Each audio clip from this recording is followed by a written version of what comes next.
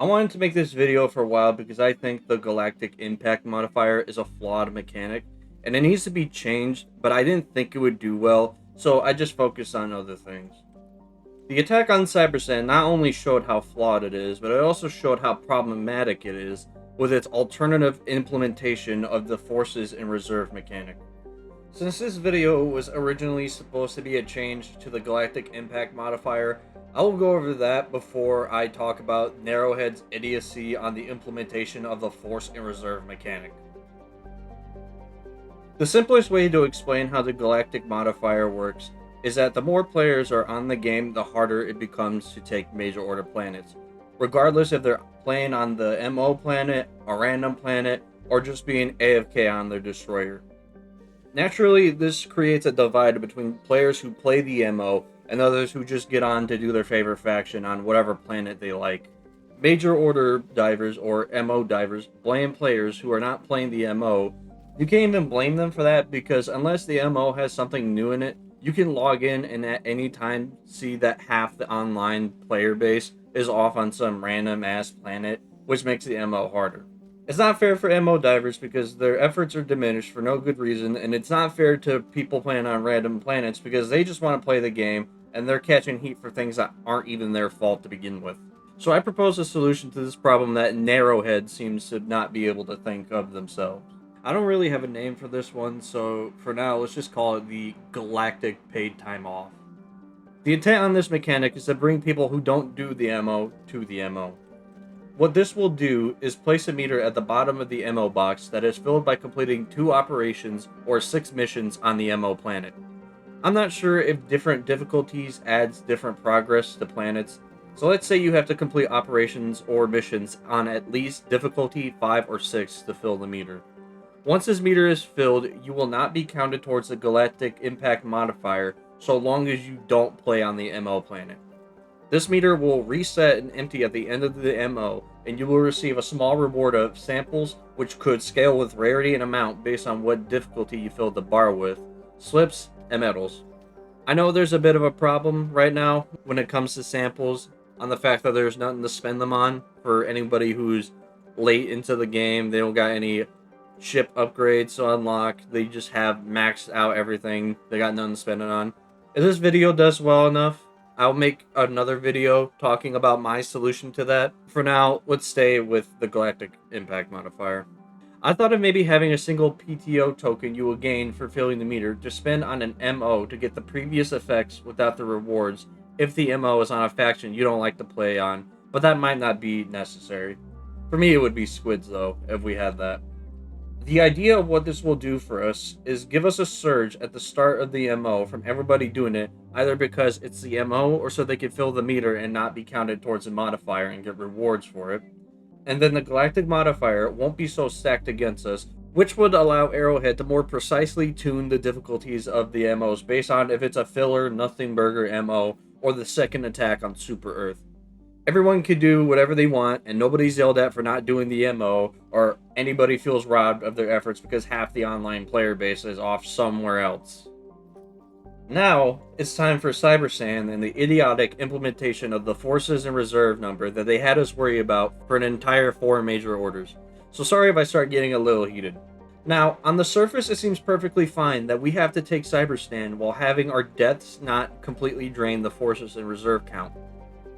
It's perfectly fine until you stop and you think about all the other big battles we've had and which deaths count and which don't count towards the reserves.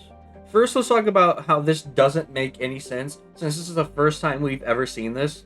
Never in Helldivers 2 have our deaths actually mattered. Malevelon Creek?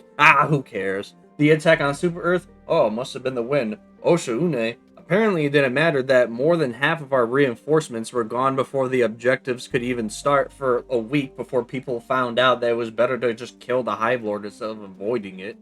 Literally any fucking planet on the galactic map. Galactic War? Helldivers? Man, you must have hit your head pretty hard.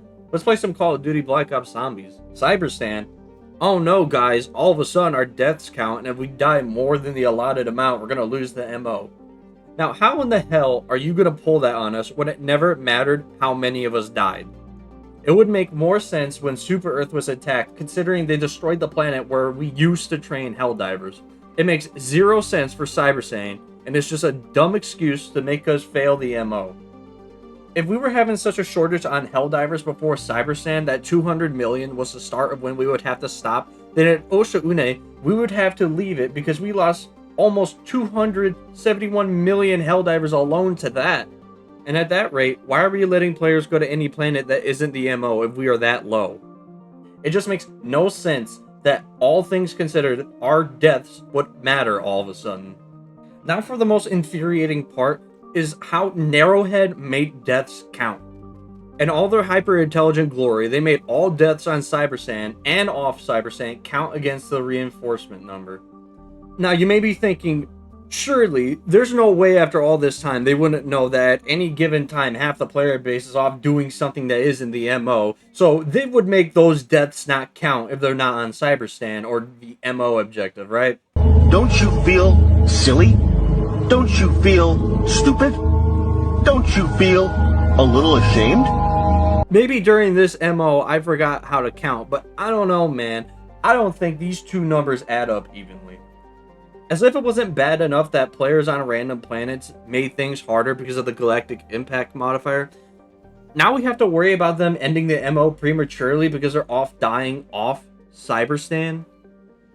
Arrowhead, are you being stupid on purpose? There's no way you couldn't see this being a problem. It doesn't take a super genius to know this would be a problem. When I first saw that number appear on my screen when I logged in to see what all the bustle was about the day that we were going to Cyberstan, that was the first thing that went in my head. It's, are we gonna really be punished and have this number go down because of people who don't play the MO?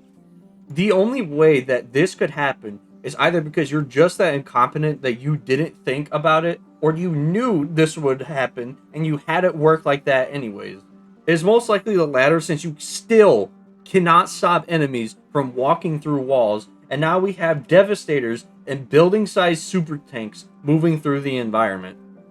Arrowhead, you need to sunset this mechanic permanently until you can acknowledge that people who die off the major order planet shouldn't count against our reserves, and if it never happens, all the better, honestly, since it made no sense to begin with. Like, seriously, why are all deaths being counted against this number? How is it okay that Insta-Death Andy on a random planet, not even in the same faction of the MO, can drain our reserves, but any progress made on a random planet doesn't get added to the MO progress?